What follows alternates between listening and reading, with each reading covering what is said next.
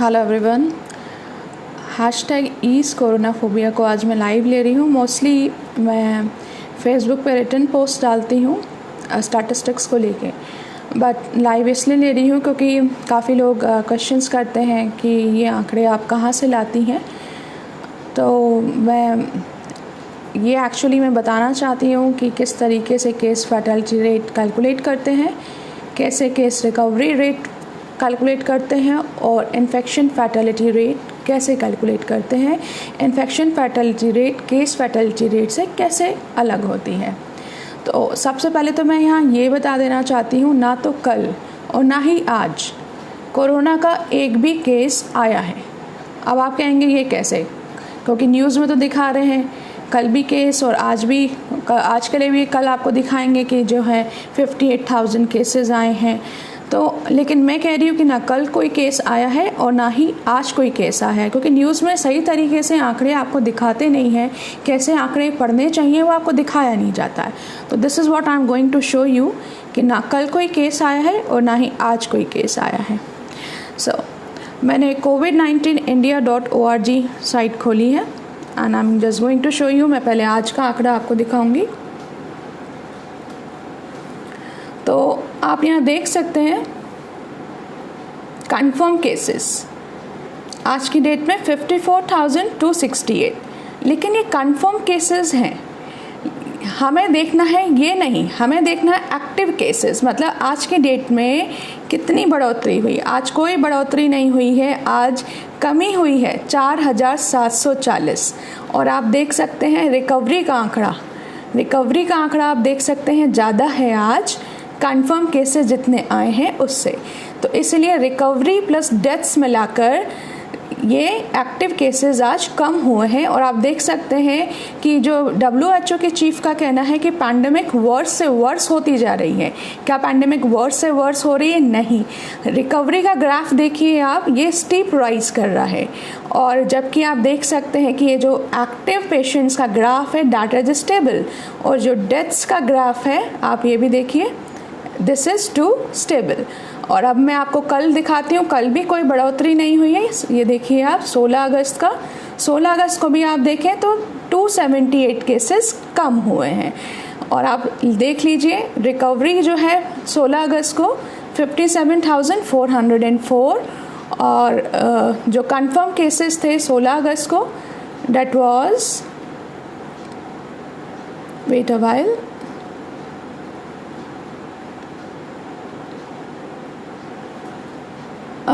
16 अगस्त का लग नहीं पा रहा है, बट कंफर्म केसेस 16 अगस्त को कम थे रिकवरी के कंपैरिजन में। नाउ अब मैं आपको बताना चाहती हूँ कि केस फैटेलिटी रेट कैसे कैलकुलेट करते हैं। और आज केस फैटेलिटी रेट 1.92% है। और कंपैरिजन के लिए मैं आपको दिखा देना चाहती हूँ कि शुरुआत में जो केस फैटेलिटी रेट थी जब ये पैंडेमिक स्टार्ट हुआ तो 3.5% थी। उससे पहले मैं आपको केस फैटेलिटी रेट और इन्फेक्शन फैटेलिटी रेट में अंतर बता देना चाहती हूँ। यहाँ आप देख सकते हैं ये केस फैटेलिटी रेट होती है टोटल नंबर ऑफ डेथ्स हुई हैं divided by total number of confirmed cases multiply by 100। तो ये केस फैटेलिटी रेट जो है इन्फेक्शन फैटेलिटी रेट नहीं होती है। इन्फेक्शन कोरोना वायरस की फैटेलिटी रेट ये केस फैटेलिटी रेट नहीं है, क्योंकि case fatality rate depends upon the total number of confirmed cases, मतलब कि दिस डिपेंड्स अपॉन कि आपने कितना टेस्ट किया है। जबकि जो रियल कोरोना वायरस की इन्फेक्शन फैटेलिटी रेट है वो होगी total number of deaths divided by total number of infected persons. Total number of infected persons कैसे पता चलेंगे? टेस्ट तो पूरे 140 करोड़ के करीब हमारी आबादी है, उसके तो टेस्ट हुआ नहीं है। तो जितनों का टेस्ट हुआ है वो जो है कंफर्म केसेस हैं, वो ये केस फैटेलिटी रेट का हमें पता चलता है। और जैसे जैसे कंफर्म केसेस बढ़ेंगे वैसे वैसे केस फैटेलिटी रेट कम होगी, because that is inversely proportional to the confirmed cases. तो इसलिए बढ़ते हुए केसों से घबराना नहीं है। अतुल जोशी जी कह रहे हैं मेरी वॉइस डिस्टर्ब्ड है। आई डोंट नो, मैंने वैसे माइक यूज़ किया है। Is it okay now? I am just setting my mic now. Is it okay? My voice is okay now? Okay. So this is what I told you about the case fatality rate and infection fatality rate के बीच में difference. दूसरा, अब मैं आपको बताती हूँ जो केस फैटलिटी रेट है वो किस तरीके से कम हुई है। मैंने जो भी मैं हैशटैग इस कोरोनाफोबिया में अपने फेसबुक में डालती रही हूँ, मैं आपको उसी से जो है ये दिखाना चाहती हूँ कंपैरिजन्स। हम चलते हैं शुरुआत से, तो आप यहाँ शुरुआत से देखिएगा। ये ऊपर वाला थोड़ा ये वाइस वर्सा हो गया, तो मैं 11/5 से स्टार्ट करती हूँ। 23/4 में जो केस फैटलिटी रेट है वो 3.1% है और केस रिकवरी रेट 21.7%। आगे का ऑर्डर सही है।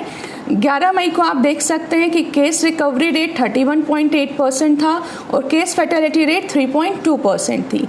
3 जून को 47.9% केस रिकवरी रेट बढ़ गया और केस फैटलिटी रेट 2.8%। 4 जुलाई को 60.7% और केस फैटलिटी रेट और कम हो गई 2.8%। तो ये सारा का सारा ग्राफ मैंने बना रखा है, आप यहाँ देख सकते हैं। लेटेस्ट आप 4 अगस्त का देखिए, केस रिकवरी रेट बढ़ गया 67.2% और केस फैटलिटी रेट मात्र 2% रह गई।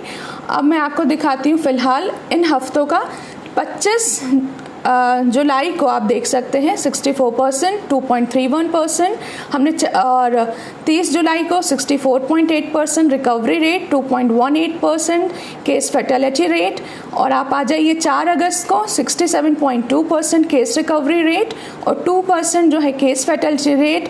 11 अगस्त को 70.3% और केस फैटलिटी रेट घट के 1.98% रह गई है।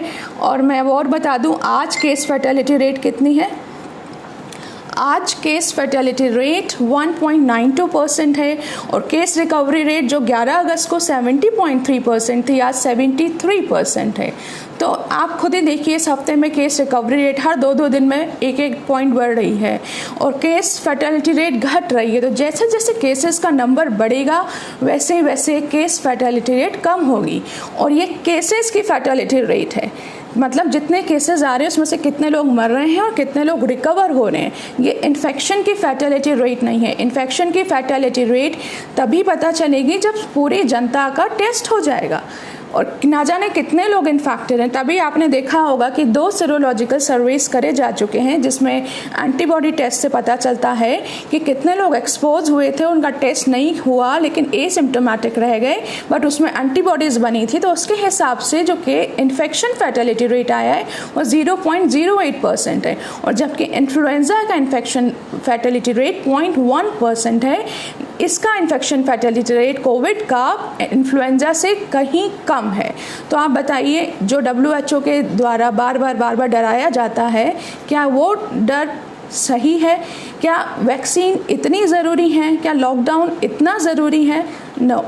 और मैं पहले भी आप लोगों को बता चुकी हूँ किस तरीके से मिसमैनेजमेंट से पेशेंट्स मरते हैं और इसका कोई ट्रीटमेंट नहीं है। These are just the experimentations. या तो ऑफ लेबल मेडिसिन यूज़ हो रही हैं ट्रीटमेंट के लिए या फिर अनअप्रूव्ड मेडिसिन, मतलब कि जो अभी फेज़ 3 क्लिनिकल ट्रायल्स भी पास नहीं की गई हैं, ऐसी मेडिसिन का यूज़ हो रहा है। तो क्या ये बीमारी इतनी ज़्यादा लीदल है कि आप इसमें एक्सपेरिमेंटल ड्रग्स जो हैं दें? इवन रेमडेसिविर वगैरह तो कहीं कहीं हॉस्पिटल्स में माइल्ड टू मॉडरेट केसेस में भी दिया जा रहा है। अब खैर इस मुद्दे पे मैं आऊँगी तो मेन मुद्दा भटक जाएगा। फ़िलहाल मैं आपको आज का लाइव, क्योंकि काफ़ी लोग पूछते हैं कि किस तरीके से आप कैलकुलेट करते हो, तो मैं आपको बताती हूँ कि आज का किस तरीके से हम कैलकुलेट करेंगे केस फैटलिटी रेट, जो कि आज 1.92% है। I'm just going to show it to you. So today's total number of death आज के दिन में है 51,925. So 51,925 divided by total number of confirmed cases, it is 27,01,604. 27,01,064.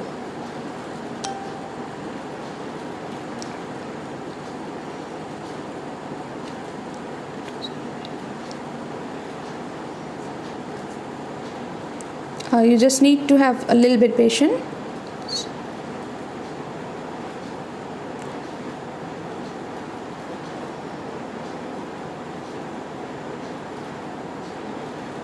So it comes around 1.92%. 51,925 divided by 27 lakh 1,064 multiplied by 100. So this is the way I calculate the case fatality rate in hashtag is coronaphobia, and similarly we will be calculating the case recovery rate, which will come around 73% today. I'm just going to show it to you also. So today total recovered patients are total recovered cases are 19,76,248. 19,76,248. So this comes around 73.16%. You can see here 73.16%. So and this is the case recovery rate, right?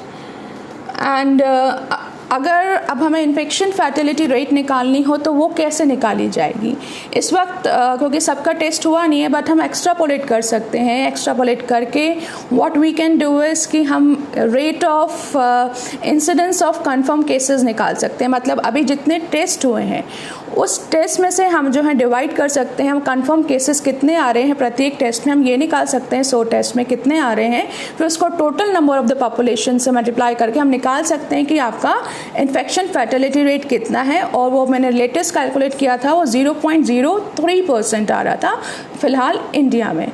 So I don't think so there is so much need to worry about for the vaccines, क्योंकि मुझे नहीं लगता कि ऐसी बीमारी जिसकी infection fatality rate influenza से भी कम है उसमें हमको वैक्सीन लगवाने की ज़रूरत है, जो कि वैक्सीन इफ़ेक्टिव हो ही नहीं सकती क्योंकि वायरस जो है बहुत जल्दी म्यूटेट करता है. और जैसा कि बिल गेट्स का खुद कहना है कि ये वैक्सीन जो है हमें हर 3 महीने में लगवानी पड़ेगी, जिस तरीके से फ्लू शॉट्स लिया जाता है.